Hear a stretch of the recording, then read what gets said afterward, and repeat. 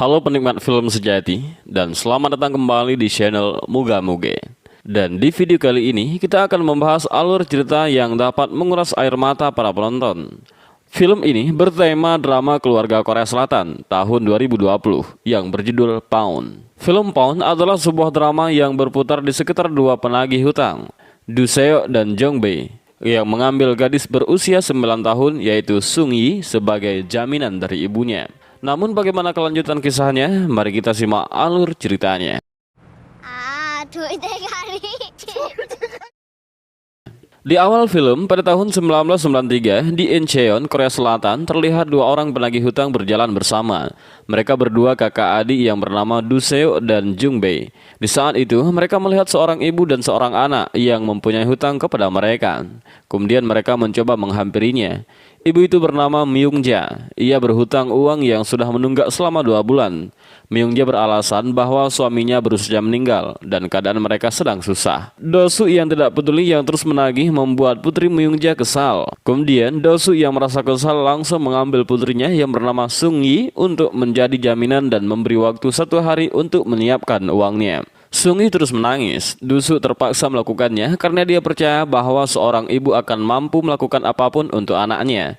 Namun keadaannya ternyata tidak semudah harapan. Myung Ja berusaha meminjam uang ke sana kemari, namun yang ia dapatkan belum cukup.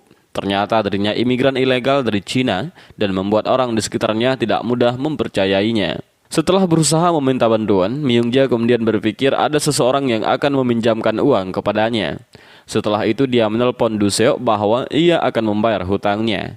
Namun sayangnya dia disergap polisi yang sudah lama jadi buronan. Di sisi lain, Do Soo dan Jung Bae membawa Sung Yi ke rumah mereka dan menyuruhnya untuk tidur.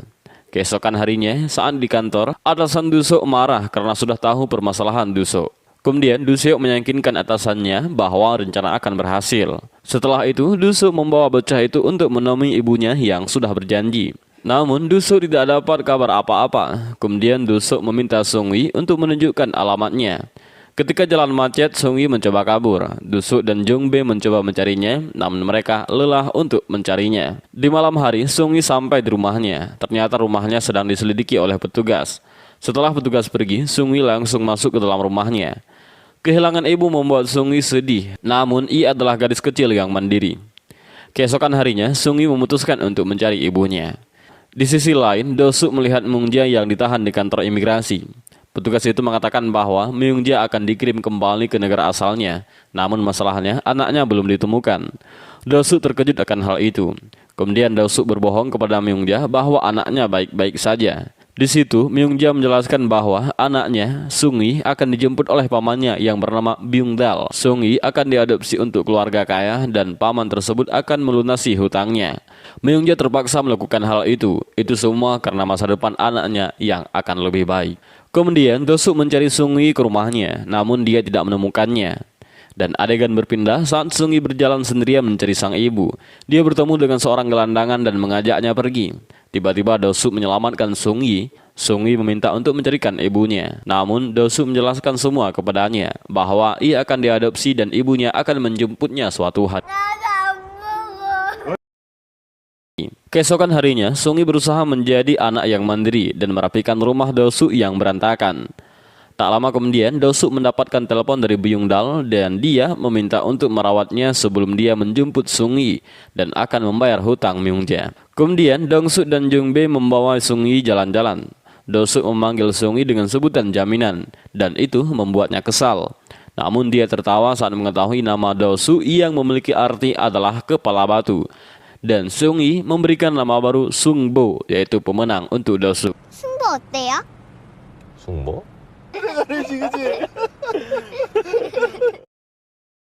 Di saat itu, Do Soo membawa dia ke mall, membeli pakaiannya dan membawa ke sebuah konser dan membeli kaset yang diinginkan oleh Sung Yi. Sesampai di rumah, Jung Bae merayakan perpisahan Sung Yi. Namun Sung Yi merasa sedih karena harus meninggalkan mereka berdua. Keesokan harinya, Do Soo mengantar Sung Yi yang dimana pamannya akan menjemput. Kemudian, Do Soo membelikan DVD player untuknya agar dia bisa memainkan kaset kesukaannya. Tak lama kemudian, paman Byung Dal datang, namun Sung Yi merasa tidak nyaman. Kemudian Do Soo meyakinkannya bahwa dirinya akan sering menghubunginya dan memberikan pagar.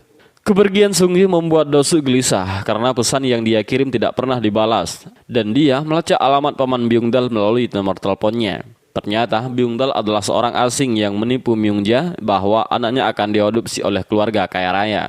Faktanya, Sung Yi dijual untuk dijadikan pembantu. Di situ, Do-suk sangat marah karena hal tersebut. Sung Yi dibeli oleh tante klub malam yang memaksa dirinya untuk melayani pelanggan dan melakukan pekerjaan lainnya. Sung Yi tidak bisa menghubungi Do-suk karena pagar miliknya disita oleh Byung-dal, dan dia mencoba mengirim pesan ke pagar miliknya berharap ibunya mungkin melihatnya. Suatu ketika, saat Sung Yi menyapu, pria mabuk melempar gelas mengenai pipi Sung Yi yang membuat dia terluka. Dan adegan berpindah yang memperlihatkan Do-suk membawa kembali barang Sung Yi yang disimpan Byung-dal. Dia menemukan pagar Sung Yi. Menyadari Sung Yi mengirim pesan ke pagar miliknya sendiri, kemudian Do-suk langsung menghubunginya. Do-suk mendengar suara tangisan Sung Yi yang meminta tolong kepadanya. Kemudian Do-suk meminta alamatnya dan segera mendatanginya. Sesampai di sana, Do-suk langsung menyelamatkan Sung Yi yang terkurung di kamarnya dan membawanya pergi. Tante klub malam menyadari hal tersebut marah karena sesuatu miliknya telah diambil. Kemudian Do-suk memarahinya balik dan meminta menebus Sung Yi. Namun tante itu meminta tebusan sangat mahal. Do-suk langsung terima dan dia tidak lagi menawar karena dia tahu bahwa Sung Yi sangat berharga baginya. Keesokan harinya, Do-suk menjual mobilnya untuk membayar tebusan Sung Yi. Setelah itu, membawa Sung Yi untuk diobati lukanya. Dokter mengatakan bahwa dia harus dijalani operasi agar lukanya pulih. Do-suk tidak memikirkan mahalnya biaya agar Sung Yi baik-baik saja. Keesokan harinya, Do-suk mendaftarkan Sung Yi di sekolah, namun pihak sekolah tidak bisa menerimanya, dikarenakan dia penduduk ilegal. Satu-satunya cara agar dia diterima yaitu Do-suk harus mengadopsinya sebagai anak. Kemudian Sung Yi menangis karena dia tidak mau Do-suk menjadi ayah barunya. Sesampai di rumah, Jong Bae membujuk dan menasihatinya.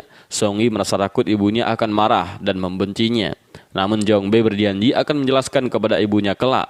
Sung Yi yang malang tidak tahu bahwa ibunya tidak akan kembali kepadanya. Dan kemudian Do-suk mengangkatnya sebagai anak dan merawatnya dan menyekolahkannya dan mendidiknya dengan baik hingga dia tumbuh menjadi seorang gadis yang cantik.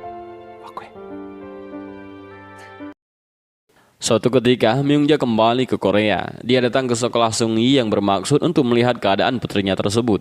Saat melihatnya dari kejauhan, Myung-ja terkejut bahwa Do-suk yang merawat putrinya selama ini. Dan dia memutuskan untuk tidak ikut campur lagi. Singkat cerita, Sung Yi berkuliah di universitas ternama di Korea. Sebagai ayah, Do-suk selalu mencemaskan dia jika pulang terlalu larut. Bahkan dia memarahi pria yang mengantarnya pulang saat dia mabuk. Do-suk tidak mau melihat putrinya dimiliki oleh orang yang tidak pantas. Seperti ayah pada umumnya, Do-suk menanyai pria yang menjadi pacar Sung Yi. Jong Bae menyadari bahwa dia pria baik dan menyarankan Do-suk tidak khawatir dan menerimanya. Dan tidak lama kemudian, nenek Sung Yi menelpon Do-suk memberitahunya bahwa keadaan Myung-ja sedang kritis. Myung-ja mengatakan dia sangat ingin bertemu dengan putrinya. Do-suk dan Sung Yi pun terbang ke Cina. Sampai di sana, Sung Yi kebingungan dengan keadaannya karena sudah bertahun-tahun dia tidak menemui ibunya lagi. Tak lama kemudian dia sampai di rumah ibu dan neneknya tinggal. Setelah sekian lamanya tidak berjumpa, Sung Yi akhirnya bertemu dan memeluk ibunya. Mereka menangis sambil melepaskan kerinduan. Setelah itu Myung-ja berterima kasih kepada Do-suk karena telah merawat putrinya dan dia tidak tahu harus membalas kebaikannya. Dia sangat bersyukur putrinya telah dirawat dengan baik dan meminta maaf semua permasalahannya. Myung-ja meminta bantuan Do-suk untuk terakhir kalinya dan memberitahukan kebenaran bahwa ayah kandung Sung Yi ternyata masih hidup. Myung-ja meminta mempertemukan mereka. Beberapa hari kemudian mereka pun berpisah lagi. Do-suk dan Sung Yi kembali ke Korea lagi. Suatu ketika Sung Yi melihat sepatu Do-suk yang sudah usang. Kemudian Sung Yi pun pergi bekerja paruh waktu. Dengan kerja kerasnya, kemudian Sung Yi membelikan sepatu baru untuk Do-suk. Di sisi lain, Do-suk terus mencari keberadaan ayah kandung Sung Yi, walaupun dia merasa dirinya tidak sehat. Setelah lama mencari, ternyata ayah Sung Yi sudah mempunyai keluarga baru dan memiliki seorang anak. Kemudian Do-suk mempertemukan Sung Yi dan ayahnya. Setelah meninggalkan Sung Yi, Do-suk sedih, mengira dia akan kembali bersama ayah kandungnya. Namun hal itu tidak akan terjadi. Sung Yi menelpon Do-suk dan memanggilnya dengan sebutan Appa, lalu meminta untuk segera menjemputnya. Kemudian Do-suk membawa DVD player Sung Yi dan pergi menjemput Sung Yi dengan perasaan bahagia. Namun karena penyakitnya semakin parah, dia mengalami kecelakaan di saat perjalanan. Dan sejak saat itu, Do-suk menghilang tanpa jejak dan kabar. 10 tahun kemudian, Sung-gi tumbuh menjadi orang yang sukses. Dia bekerja sebagai penerjemah bahasa Mandarin untuk menteri. Suatu ketika, Jung-bae menelpon Sung-gi bahwa Do-suk sudah ditemukan. Kemudian mereka berdua langsung pergi ke rumah sakit, namun orang yang mereka cari ternyata salah. Ketika mereka pulang, Sung-gi teringat sesuatu, bahwa Do-suk bisa saja mengganti identitas bernama Sung-bo, karena nama itulah nama yang diberikan saat dia masih kecil. Setelah mencoba melacaknya, Sung-bo yang mereka maksud berada di rumah rawat daerah Yungin. Mereka pun mencoba ke sana. Sesampai di sana, dokter menjelaskan bahwa Do-suk sudah lama mengalami kerusakan jaringan otak, namun tidak dirawat dengan baik. Gejalanya kambuh dengan kecelakaan itu terjadi. Karena tidak ada identitas apapun, dokter memperlihatkan catatan yang menuliskan nama Sung-bo, dan dia menggunakan nama itu untuk identitas barunya. Tak lama kemudian mereka diantar ke ruangan Do-suk dirawat. Setelah 10 tahun lamanya tidak bertemu, Jong-bae dan Sung-gi pun menangis terseduh-seduh. Mereka menyesal karena baru menemukannya. Sung-gi berusaha mengingatkannya bahwa dirinya adalah putri jaminan, yaitu putri yang dia rawat sedari kecil. Mendengar hal itu, Do-suk tersenyum saat dia memperlihatkan DVD player yang dia bawa selama ini. Kemudian Sung-gi memberikan sepatu yang belum sempat ia berikan kepadanya saat itu. Ketika Sung-gi memakaikannya, dia melihat tabungan di kaos kakinya. Sung-gi pun menangis, menyadari bahwa itu jaminan biaya hidupnya selama ini. Do-suk menjadi sosok orang tua yang luar biasa bagi Sung-gi, anak jaminan yang dia rawat sedari kecil. Walaupun tidak mengingat hal apapun, Do-suk tetap tersenyum bahagia saat air matanya mengalir. Dan film pun berakhir bahagia saat Sung-gi menikah dan Do-suk di sampingnya sebagai ayahnya, dan dia perlahan mengingatnya kembali. Dan film pun tamat. Ending yang sangat membahagiakan. Dan terima kasih sudah menonton video dari Muga Muge. Dan jangan lupa untuk komen pada video ini. Terima kasih.